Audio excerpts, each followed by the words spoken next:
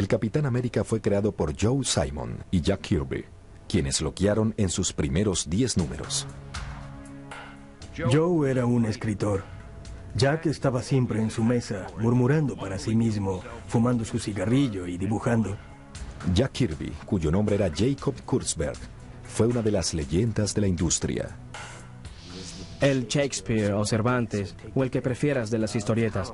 Él introdujo un nivel completamente nuevo de movimiento en las historietas y eso fue revolucionario para la época. Como si la página no pudiera contener la magnitud de la acción. Simon y Kirby ocasionalmente mezclaban la acción con profecías políticas. En la primavera de 1941, el Capitán y Bucky evitaban que una anónima potencia asiática destruyera la flota estadounidense en el Pacífico, 7 meses antes de Pearl Harbor. Cuando los japoneses atacaron, la ira del Capitán América reflejó la del país. Con la declaración de guerra, los enmascarados lanzaron toda reserva a la basura. Los superhéroes fueron a la guerra con gran entusiasmo. Semana tras semana, mes tras mes, golpeando duro a los nazis. Los episodios estaban tan llenos de propaganda estadounidense que se pensaba que eran subsidiados por el gobierno. Pero solo pensábamos que era nuestro deber.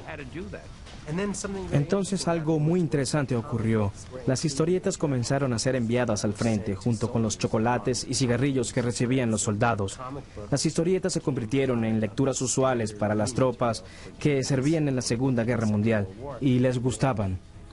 Los superhéroes estaban ahora en sintonía con el esfuerzo bélico del gobierno, y las ventas se elevaron de 15 millones al mes en 1942 a 25 millones un año después. La Segunda Guerra Mundial fue el apogeo de lo que se llamó la Edad Dorada de las historietas. ¿Y por qué no? En las historietas, Estados Unidos siempre ganaba. La guerra en las historietas parecía tener algo de diversión. El fuerte contraste entre eso y la guerra verdadera debe haber perturbado a algunas personas. Los superhéroes combatían a dos tipos de japoneses, los que tenían colmillos y los de dientes volados. Pero mientras los japoneses y los nazis eran mostrados como sádicos monstruosos, el horror máximo de los nazis nunca se mencionó. Era sin duda una oportunidad para hablar acerca del Holocausto, el cual comenzaba entonces y todos lo sabían.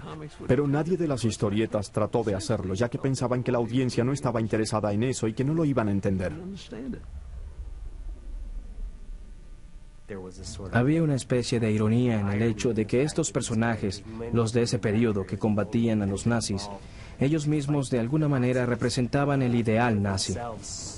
El concepto de que los problemas se pueden resolver mediante la fuerza física, siendo más fuertes y más dominantes.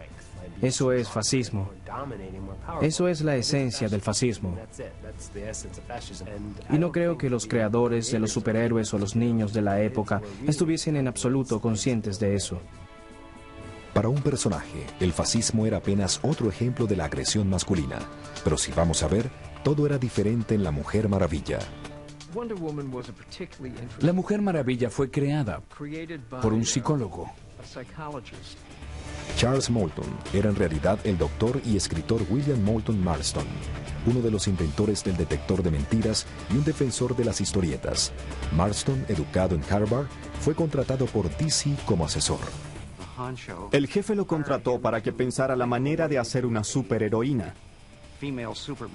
¿Por qué no buscar a las mujeres como público? Marston aparentemente decidió hacerlo por su cuenta. Él fue quizás el primer escritor consagrado que se dedicó a hacer historietas. Marston comenzó su trama en 1941 con el aterrizaje forzoso de Steve Trevor, un oficial de inteligencia herido en la isla de las inmortales Amazonas. La hija de la reina, la princesa Diana, se enamora del indefenso soldado. Su amor la lleva a darse cuenta de que las amazonas enfrentan la misma decisión que otros aislacionistas y pacifistas encaran en 1941: tratar de ignorar a los nazis o pelear por la libertad. En contra de los deseos de su madre, Diana regresa con Steve a defender a los Estados Unidos, descrita por la diosa Atenea como la última ciudadela de la democracia y de la igualdad de la mujer. Como Superman, la Mujer Maravilla era más potente que una locomotora y tenía mejores artilugios que Batman: un avión invisible, una tiara telepática, un lazo mágico que obligaba a otros a obedecerla y brazaletes antibalas. La Mujer Maravilla fue un gran éxito. El ángulo femenino fue puesto siempre por delante. El dibujante H.G. Peter, no obstante, tenía un enfoque muy masculino. En cuanto a dibujos, atraía a los lectores masculinos. Otra cosa también puede haber atraído a los lectores masculinos. La Mujer Maravilla perdía su poder y libre albedrío si algún hombre ataba sus brazaletes. Sin duda hay un aspecto sadomasoquista en el atractivo de la Mujer Maravilla. Casi todas las historietas estaban salpicadas de dominación femenina, subyugación, castigo y toneladas de fetiches.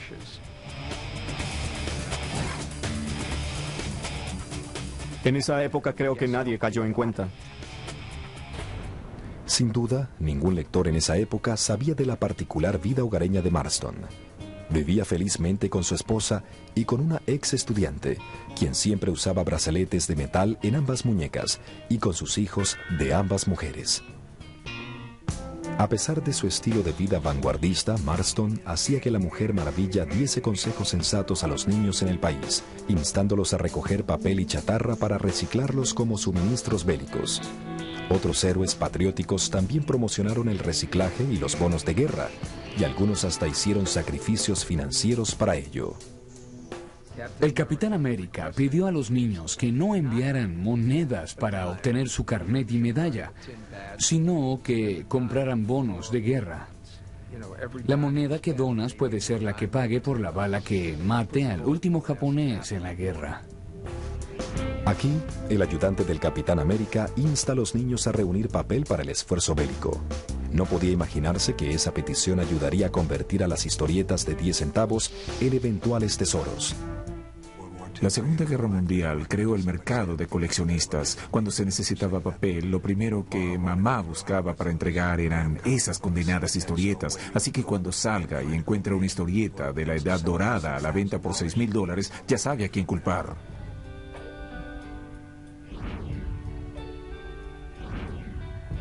En ese momento, ninguno de los jóvenes artistas o escritores soñaba que su trabajo pudiese llegar a ser tan valioso. Estaban muy atareados sacando historietas o dejándolo todo para ir a la guerra. Sentía que no podía estar escribiendo acerca de estos héroes en las historietas y no combatir yo mismo. Cuando los dibujantes y escritores fueron a la guerra, los editores tuvieron que entregar las historietas a otros dibujantes y a otros escritores.